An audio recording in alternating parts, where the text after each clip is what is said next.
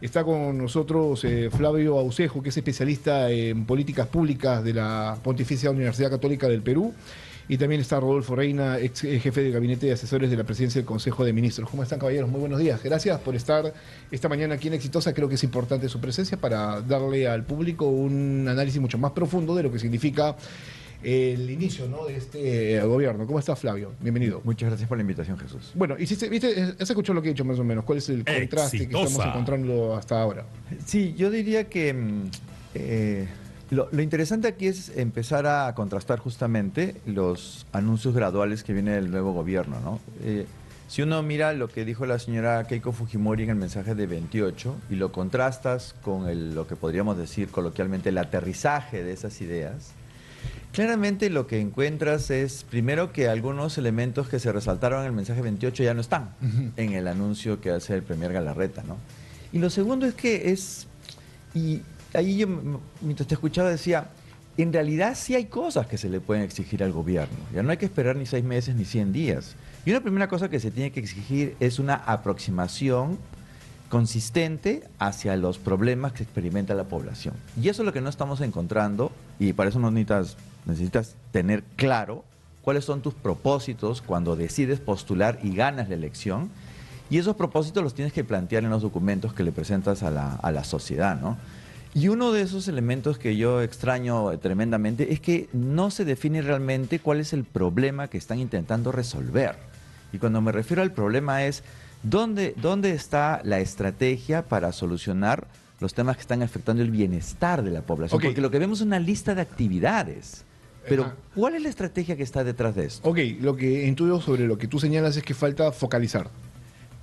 En realidad, no solamente focalizar, lo que falta es identificar qué cosa quiero arreglar.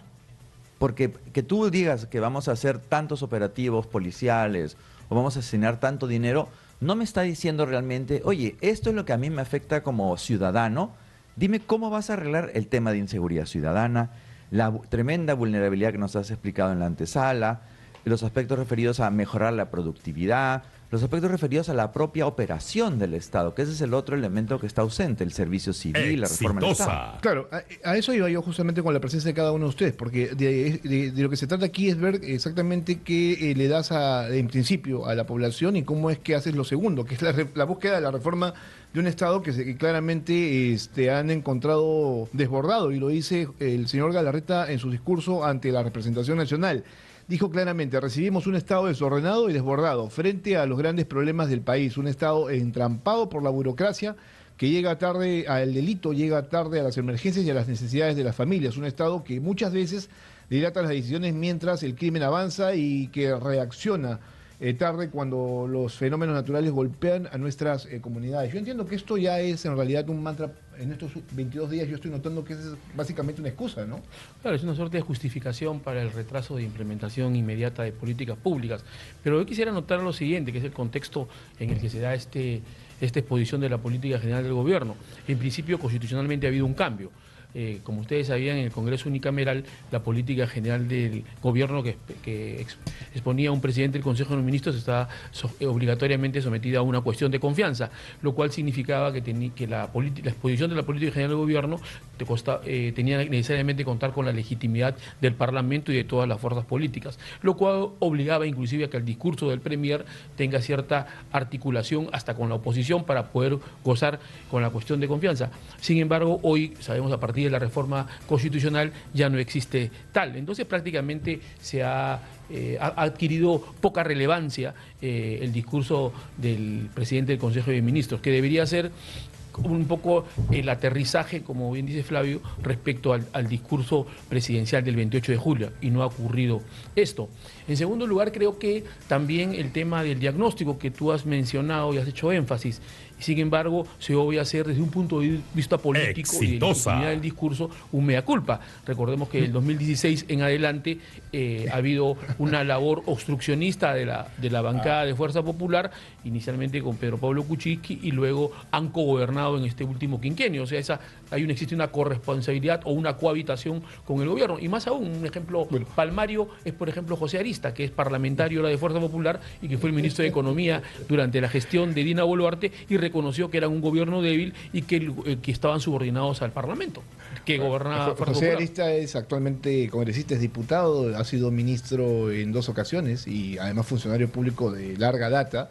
Y sale esta semana durante la presentación de Luis Galarreta a cuestionar las otras administraciones cuando él ha sido parte de esas administraciones. Entonces tampoco es que, digamos, tenga él poca responsabilidad, ¿no? Además, Pero, lo olvidemos que José Arista ha sido director general de presupuesto en la administración de Alberto Fujimori, cuando era Carlos Boloña ministro de Economía.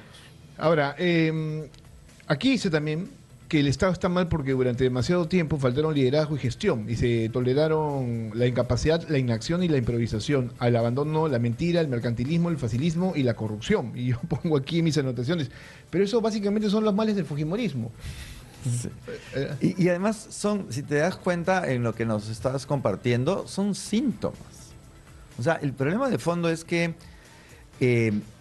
ha habido desde el 2016 efectivamente un deterioro, lo que llamamos un deterioro profundo de lo que es la institucionalidad estatal, y en donde ha habido una abdicación en la práctica del Ejecutivo con un deterioro severo en los últimos 2 años, y quien ha tenido el protagonismo por partidos como Fuerza Popular ha sido el Congreso de la República. Entonces, también es como que suena no sé qué término utilizar, ¿no? Pero ya raro, ¿no? Que digan, oye, pero es que esto me lo entregaron muy mal, pero en realidad lo que estamos viendo son las consecuencias de tomar decisiones no pensando en el país. Exacto. Es lo que yo decía al inicio, ciertamente. Sí. Si fuera otra circunstancia, si fueran con digamos, un gobierno completamente nuevo, que no haya tenido, digamos, participación. Injerencia, no ha tenido injerencia. Con tantos ¿no? años, Claro. Injerencia, tú dirías, bueno, sí tienen razón, posiblemente se les pueda dar un tiempo adecuado como para poder tomar decisiones y dar resultados, pero en el caso del fujimorismo no es tanto así. Así es, ¿no? Entonces, claro, como se dice, pues una cosa es con guitarra y otra con cajón, ¿no? Entonces, y a lo mejor en su imaginario nunca pensaron que iban a ganar, porque si la lógica era tomar este tipo de decisiones obstruccionistas, oye, pero si yo quiero ser gobierno, me estoy disparando al pie, ¿no? Pero también hay que decir, si me permites, que yo sí no estoy tan en la línea de que es un estado desastroso, porque si no, esto sería Haití. Bueno, pero hemos estado al borde, ¿ah?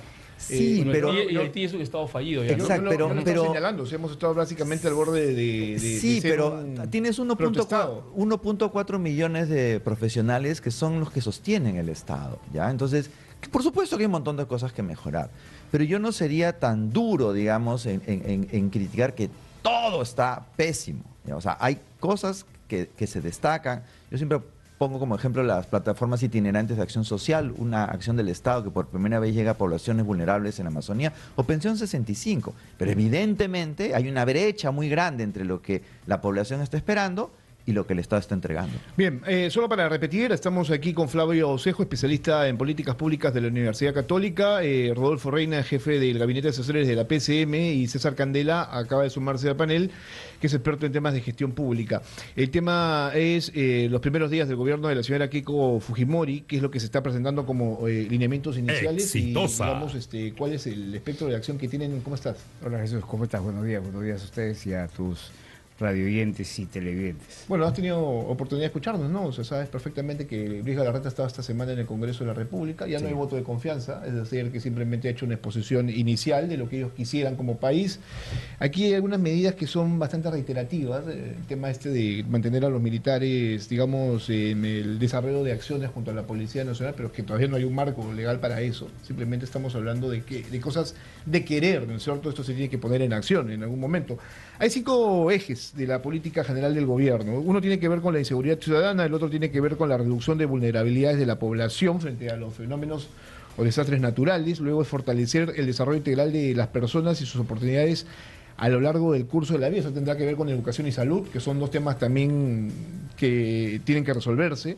Elevar la productividad del país con empleo formal e integración económica del territorio. Y aquí sí tengo yo mis dudas, porque claro, se habla de, por ejemplo, el tema de modificar el régimen tributario, ¿no es cierto?, apoyar un poco más a las pequeñas y medianas empresas, buscar el tema de las inversiones privadas, destrabar proyectos de inversión que están ahí también, buscar, digamos, otro tipo de desarrollo, ¿no?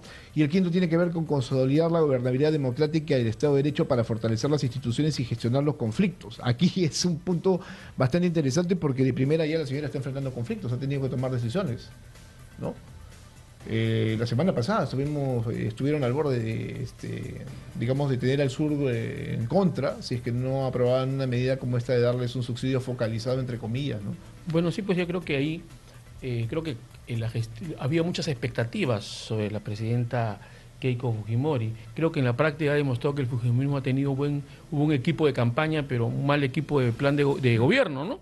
Porque ha tenido que recoger y recopilar a ministros y exfuncionarios justamente que han gestionado la cosa pública, lo que ellos han diagnosticado como un desastre. Entonces prácticamente da la impresión política que es la continuidad del fracaso de este último quinquenio, que como dije, han cogobernado, cohabitado conjuntamente desde el Parlamento, ¿no? Y han desnaturalizado el régimen político porque lo han parlamentarizado, ¿no es cierto? Entonces yo creo que por un lado eso.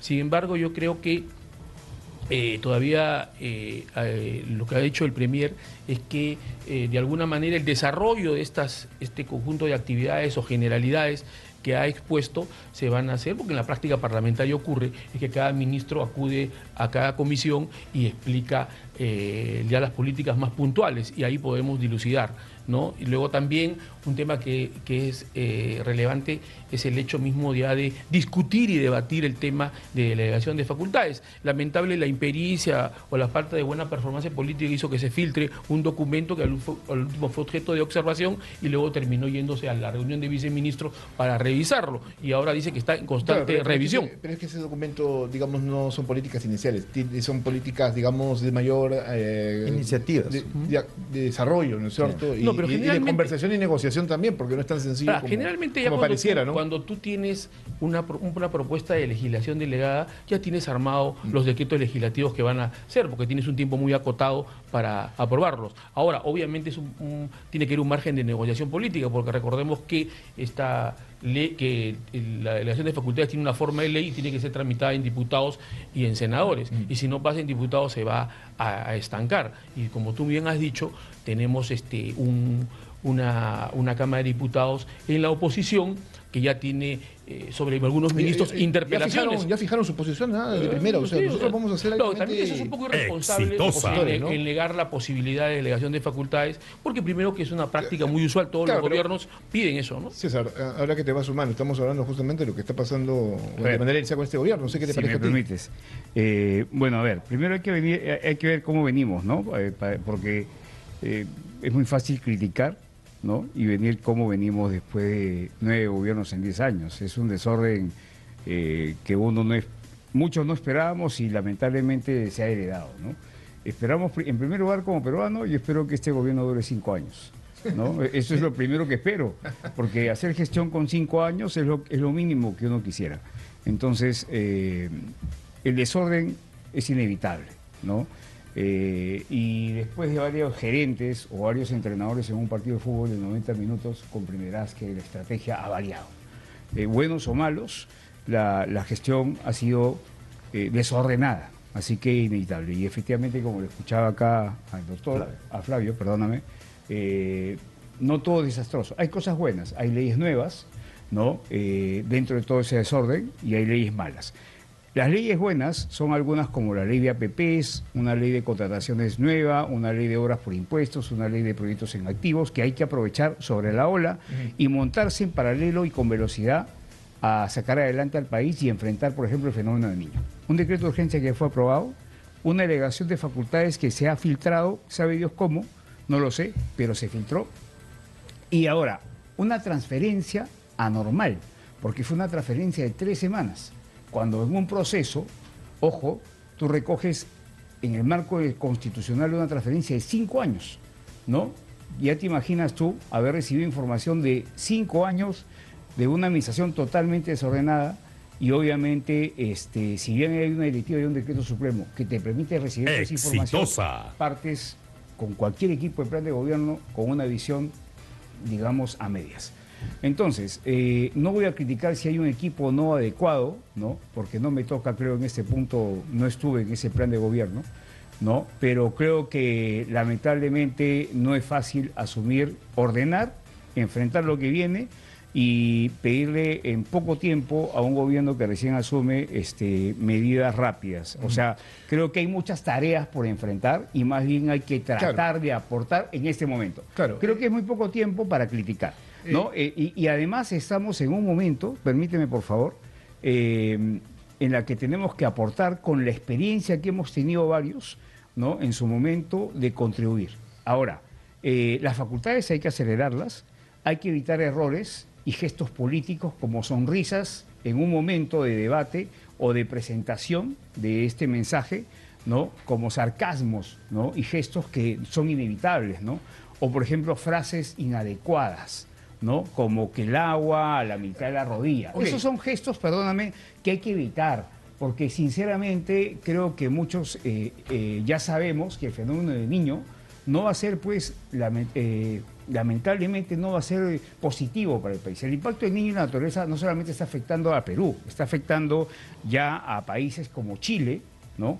Va a afectar a Colombia y, bueno, y lamentablemente el tema sísmico, que ya lo hemos vivido en estos días y gracias a Dios no ha sido muy cerca a la superficie. Yo creo que hay que apoyar por ahora, sin duda, y después criticar o sugerir modificaciones. Ok, mira. Eso positivamente, ¿no? Yo creo que eso es lo que nos toca por ahora. Te entiendo perfectamente y creo que es lo correcto. Sí, creo Okay, que es lo correcto, eso ¿no? yo se lo escuché en algún momento a Alan García cuando él deja de ser presidente y asume Ollantaytamala y decía, bueno, hay que dejarlo gobernar, no podemos ser de primera tan críticos respecto a lo que él va a encontrar y cómo va a empezar a tomar decisiones. Eso es algo que sí, a mí siempre se me quedó marcado respecto al tema de lo que significa la transferencia del poder, porque en este caso, bueno, has encontrado un poder que prácticamente ha estado en la nebulosa porque no has tenido una dirección, complejo, no has tenido complejo, gobierno. claro. Ok, ahora vamos a lo siguiente, porque tú tocas algo que es importante, o sea, y que se nota perfectamente, y lo decía Flavio, o sea, ¿qué quieres hacer? Yo lo que he notado, al menos en estos últimos 22 días, es a Keiko Fujimori, por un lado, con el rol protagónico, pero nadie al costado que tenga o genere, digamos, otro tipo de forma de actuar, de complemento, ¿no es cierto?, de lo que ella dice, asistiéndola. No he visto a Luis Galarreta y lo he comentado en las redes sociales desde hace ya bastantes días. ¿Dónde está Luis Galarreta? Hasta antes de presentar estos lineamientos en el Congreso de la República estaba prácticamente desaparecido. Entonces, tú necesitas un jefe de Estado y un jefe de gobierno. Y ese jefe de gobierno, articulando lo que hemos visto, es un desorden, al menos de manera inicial, respecto a todos los integrantes del gabinete ministerial, cada uno fijando su propia agenda, ¿no? Mira, lo que la ciudadanía, lo que está buscando nosotros, el ciudadano de a pie, lo que está buscando es un mensaje político que dé la señal de que alguien está a cargo. Exacto. ¿Ya? Y que ese alguien que está a cargo tiene ideas que son sensatas, algo que tiene sentido común. Porque el ciudadano lo que quiere es salir de este marasmo de desórdenes que hemos tenido en los últimos meses y años y decir, oye, hay un capitán que más o menos tiene la cosa clara de a dónde queremos ir y más o menos nos está diciendo cómo pensamos llegar a eso. Ya. Ese es un elemento comunicacional, pero que se basa en aspectos programáticos duros, ¿ya? Lamentablemente no tenemos ni de lo uno ni de lo otro de manera suficiente. O sea, no es que no haya nada, o sea, es suficiente. Y yo sí estoy un poco en desacuerdo en el sentido de que hay que esperar, hay que dejarlos hacer, ¿ya? Porque la comunicación no es algo que es para 6 meses. Pero a lo que yo voy es que lo mínimo indispensable es que tengas tú Oye, dime qué quieres coherencia y unidad, hacer. ¿no es cierto? Dime Porque qué tú no quieres puedes tener hacer. un ministro de Economía generando, digamos, críticas sobre aquellos mensajes que él cree que son oportunos. No puedes tener un ministro de Transportes y Comunicaciones abriéndole un frente al gobierno por un tema que además, digamos, Es marginal. En este momento no es importante. No es El importante. tema de los trenes Sí, es ¿no? importante puedes de la tener un comunicación, ministro pero no es relevante ahora. Tener un ministro de Justicia entrando a la primera y buscando generar controversia Con el ministro de Cultura. Exacto. O sea, ¿no? lo que sucede es que Por temas que no son importantes ahora. en este momento. Así es. hoy Keiko tiene la posibilidad de que no va a ser vacada, porque se obvio. se necesita la aprobación de diputados y senadores. Con la reforma constitucional que espero que hayan revisado, obviamente es imposible, porque ella tiene 30, una alianza con Renovación Popular, salvo que se desvinculen, va a ser imposible que la Bueno, bajen. esa alianza Lo cual le también da es la bastante- posibilidad de quedar los 5 años, ¿no? Esa Hay que alianza revisar la bastante reforma constitucional, delgadita, obvio, ¿no? Segundo, sí, lo que tiene difícil es la posibilidad de gobernar, porque en la Cámara de Diputados, con 66 votos, se puede censurar a un ministro. Ya han presentado una interpelación al ministro de Energía y Minas por un supuesto conflicto de intereses. De repente le va a pasar como en Bolivia, que acaban de censurar al ministro de Economía, ¿no? O, por ejemplo, también fases desacertadas como ha tenido el ministro de Economía, Elmer Cuba, respecto al tema de las lluvias, y que también ha tenido un costo político en Colombia, por ejemplo, porque le encontraron al ministro de Vivienda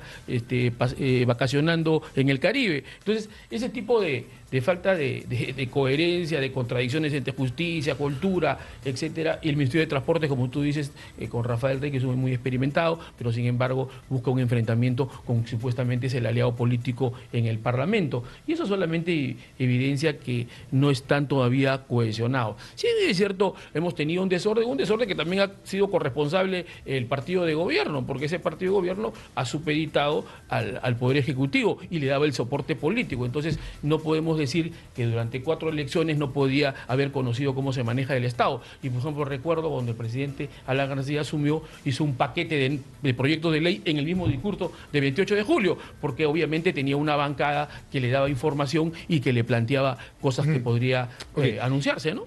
Mira, yo he señalado a lo largo de esta semana que el gran tema aquí es recuperar el principio de autoridad, saber quién es quién dentro de todo este sistema que conforma el Estado. O sea, ¿no? Es decir, que el Ejecutivo recupere sus capacidades, ¿no? Creo que en eso están que el Congreso haga lo suyo por un lado, y que existe independencia en el Poder Judicial y en el Ministerio Público. Por ahí deberíamos partir. Luego ya empezar a mirar justamente aquello que es lo mínimo indispensable. Yo sostengo que son 3 cosas, ¿no? Mantener la economía, ¿no es cierto? Generar más desarrollo y que esto sea obviamente inclusivo, pero lo otro en principio es acabar con el crimen lo más rápido posible, con la extorsión que está galopante, ¿no? Que eso, si ves, está ahí, y el tema del fenómeno del niño, que además están todos los ministros en este momento prácticamente reconociendo de que no tienen estrategia o no la han tenido o no han avanzado o han encontrado absolutamente nada, y eso a mí también me parece un poquito, digamos, como que lavarse la mano ante lo que podría pasar, y no me parece que eso sea correcto de un gobierno. El gobierno tendría que ser mucho más proactivo en ese sentido. Permítame hacer una pausa, por favor. Son 8 de la mañana con 28 minutos. Estamos conversando con Flavio Aucejo, especialista en políticas públicas, César Candela, también experto en gestión pública, Rodolfo Reina, jefe de gabinete de asesores o ex jefe de gabinete de asesores de la PCM. En realidad, 3 especialistas en gestión pública que han analizado ampliamente cómo es que se maneja el Estado, cuáles podrían ser los criterios para una reforma adecuada, que de eso se trata también, ¿no? O sea, estos 5 años es, digamos, también el reto es ese, reformar el Estado, hacerlo, digamos, más cercano al ciudadano, dar mejores servicios, o sea, que sean estos de calidad, y acabar de alguna manera con el elefante que tenemos, ¿no? O sea, ves que el gran problema del ministro de Economía es que se ha encontrado un Estado, digamos, muy lento, con, digamos, un incremento en planilla bastante alto. Esta semana yo veía el tema del informe de Servir, 1.6 millones de trabajadores significan 85.260 millones de soles en planilla, que es el gasto que todos nosotros estamos asumiendo por gente que posiblemente no esté cumpliendo con los estándares que nosotros buscamos, y es que demandamos mejores servicios. Pausa y regresamos. Esto es Exitoso en Lima 95.5 de la FM. Somos la voz de los que no tienen voz. Volvemos. Bien, a ver, son exactamente las 8 de la mañana con 35 minutos. El tiempo pasa muy rápido. Estamos con 3 especialistas en gestión pública, para ser claros: Flavio Aucejo, César Candela y Rodolfo Reina. El tiempo se nos va muy, muy rápido para todo lo que en realidad significa manejar este país. Y hablemos de gobernanza, porque a la larga finalmente se trata de eso. Y no sé si la señora tenga esas capacidades en este momento, ¿no? Mira, la gobernanza es un concepto que cada vez escuchamos más, ¿no? Para que nos entiendan quienes están viendo y escuchando. La gobernanza, imagínalo como una estructura, ¿ya? Y es una piscina en donde tiene que haber reglas, actores, formas de interacción que nos permiten nadar en esta piscina de tal manera que flotemos, ¿ya? Para usar la metáfora.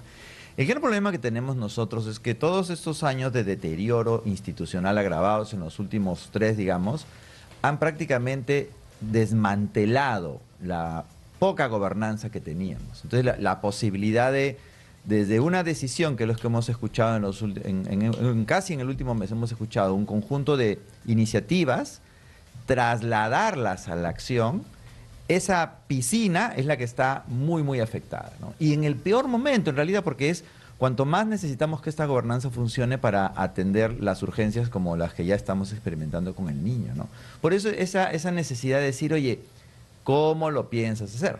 y el otro elemento es con quién lo piensas hacer. Si las capacidades en las personas que tienen que tomar las decisiones, que en el Estado más o menos son como 700 personas las que toman decisiones, son las personas idóneas.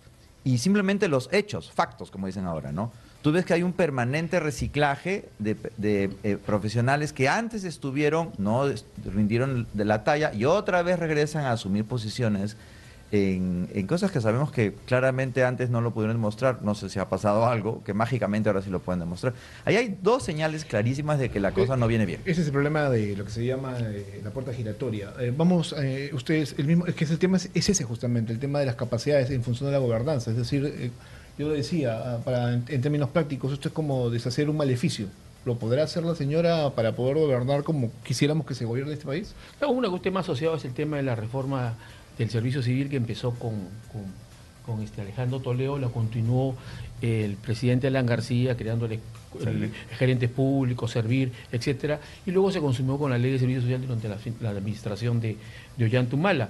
Pero sin embargo, en este último quinquenio eso se ha perforado, han salido una serie de leyes que te han excluido de los alcances de la ley civil, con lo cual prácticamente es una ley muerta. Entonces, si queremos contar con profesionales idóneos, obviamente la meritocracia es la que debe regir la carrera pública, y eso creo que es una tarea estructural que debe plantearse este gobierno. Ahora, el mismo gobierno ha hecho notar que aprobó esa ley de idoneidad, que elevó los requisitos para ocuparse de los cargos públicos de viceministro, secretario general, los altos funcionarios del Poder del Ejecutivo y los gobiernos subnacionales. Y eso les parece que les está resultando un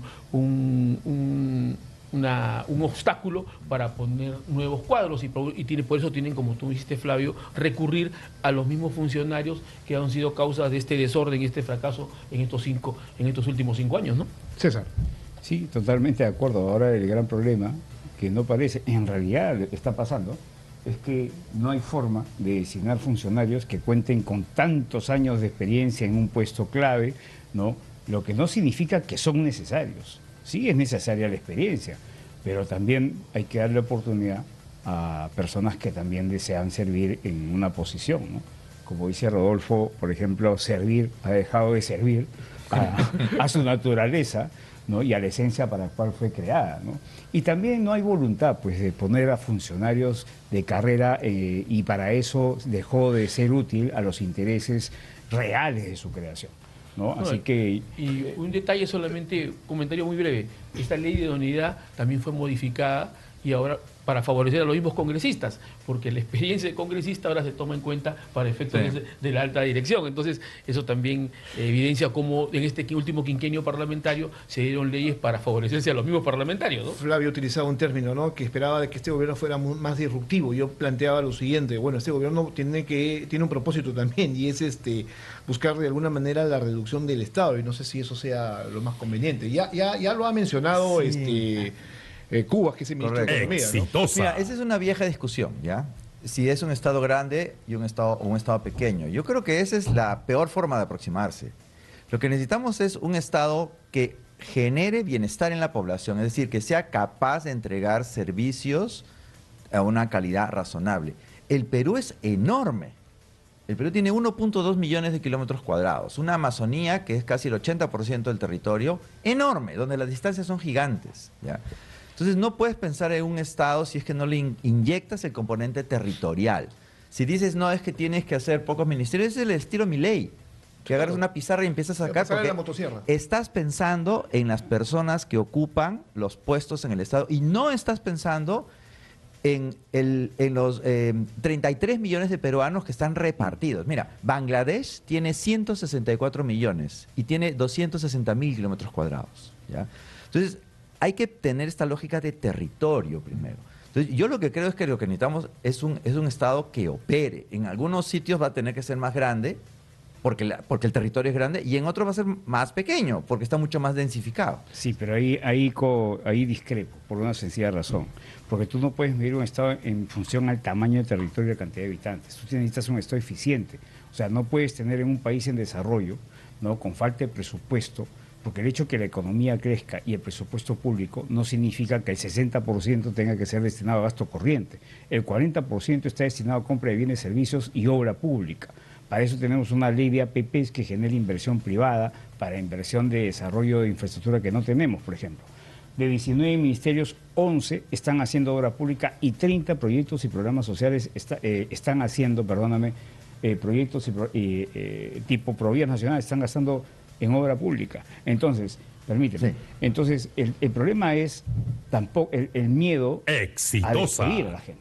Y ahí hay que ser muy cuidadosos, porque lo que podemos hacer más bien es hacer eficiente a la gente que además que por ley ya no puedes despedir.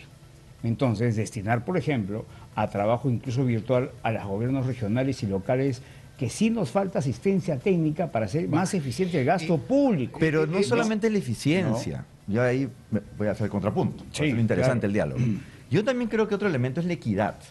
O sea, el enfoque de eficiencia es un enfoque economicista, que no está mal, ¿eh? O sea, yo creo que Claro. el Estado necesita ser eficiente. Pero también hay un componente de equidad, porque estamos pensando como que todo es igual, y no es así. O sea, No. una cosa es la población que vive en el Putumayo, donde el Estado no está, y otra cosa es el que vive en Magdalena. No. Entonces, Totalmente de no acuerdo. puedes tener No, la lógica claro. de eficiencia, porque en la lógica de eficiencia, son- tú no pones un tomógrafo en Huancavelica, lo pones en Junín.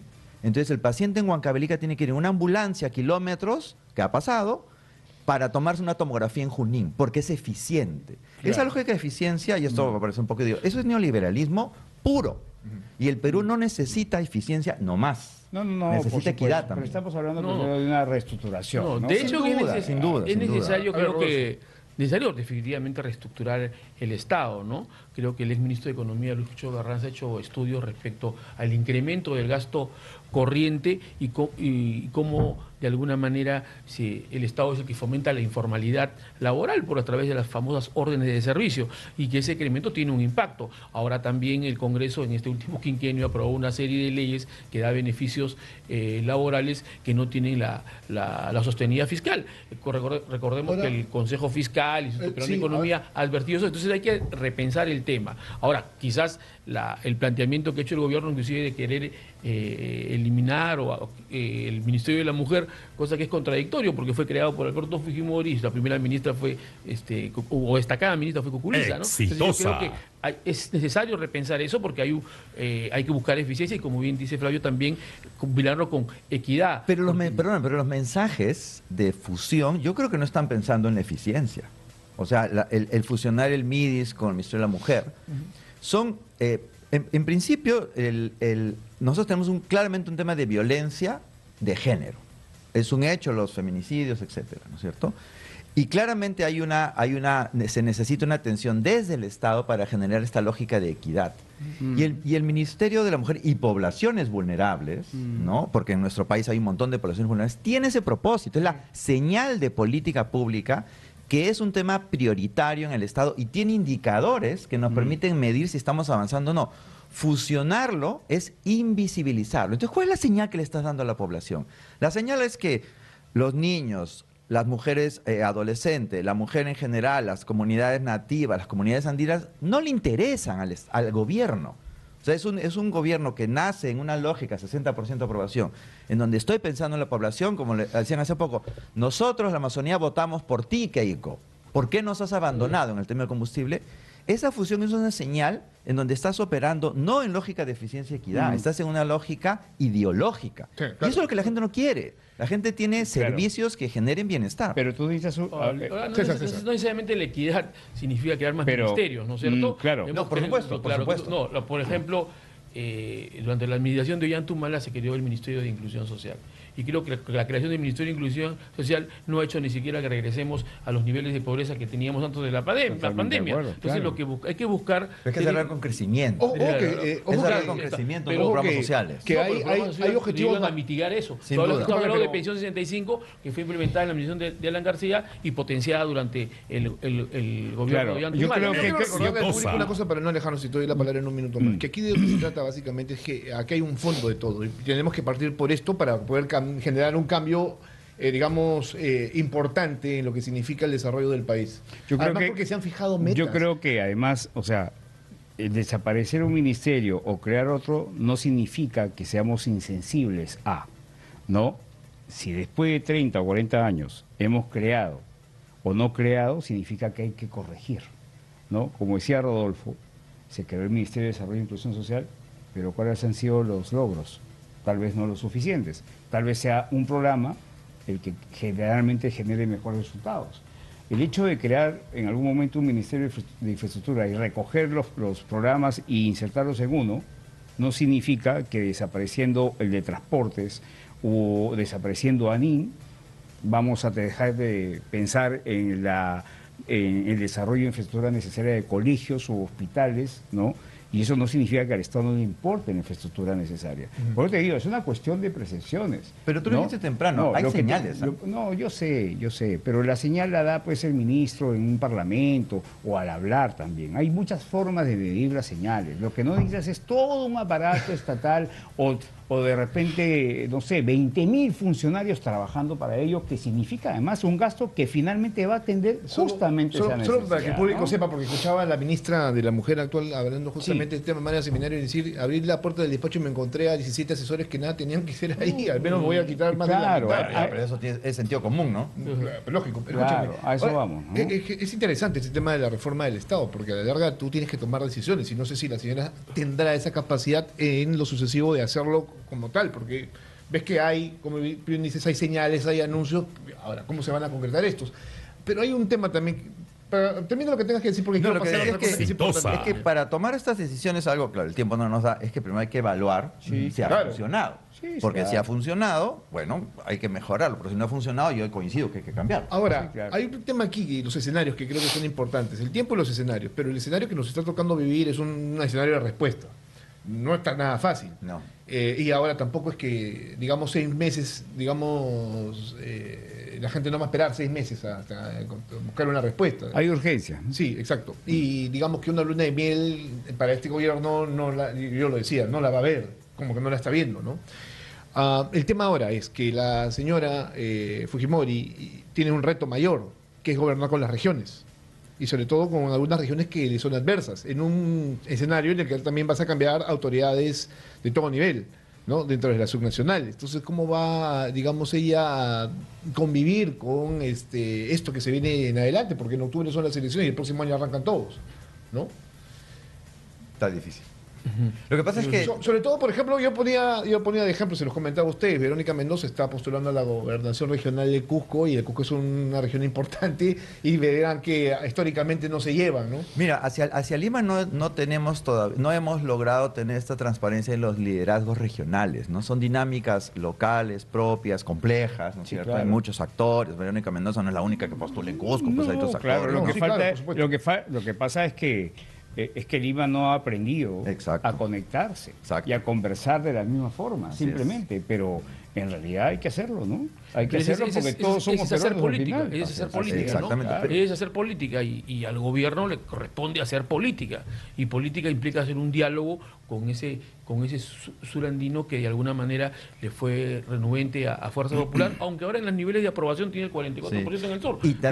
Perdóname, y también tiene que hacer gestión, porque no solamente la política es clave, Exitosa. sino hay que hacer gestión con personas, vamos a decirlo Ya, así, pero- de buena voluntad, que se lanzan, asumen una responsabilidad del gobierno y por experiencia propia en la por universidad ejemplo, te digo, no tienen idea. Tiene un ministro de vivienda Pero ahí arequipeño. justamente donde estoy Está insistiendo bien. lo que yo noto. Sí, claro. por Eso me supuesto. parece muy positivo, ¿no? O sea, de hecho, yo he tenido la oportunidad de conversar con él esta semana por un tema gremial y tiene toda la intención de hacer las cosas. O sea, por eso digo, yo creo que es un momento en que hay que aprovechar no solamente el gobierno, sino todos en dar propuestas, en sumar, más que criticar, porque yo he sido gestor público, Rodolfo ha sido gestor público, discúlpame, también. Y estar del otro lado tampoco no es fácil. No, en lo absoluto. No es fácil. Entonces, claro. nadie se le inventó la cara de la En pólvora. el rol de los medios de comunicación, No. de lo que se trata también es hacer un poco más de fondo, porque estamos siendo Y yo- demasiado superfluos claro, respecto a temas que se yo van creo presentando, además, ¿no? yo creo, discúlpame, Que es válido también. que el día de hoy todos, absolutamente todos, hemos sido responsables del desorden en el país, por una sencilla razón. El que no fue a votar es responsable, y el que fue a votar también puede haber sido responsable, por una sencilla razón. Tener una reforma política donde hemos sido 30 y tantos partidos y más de una docena de candidatos es responsabilidad de todos al final.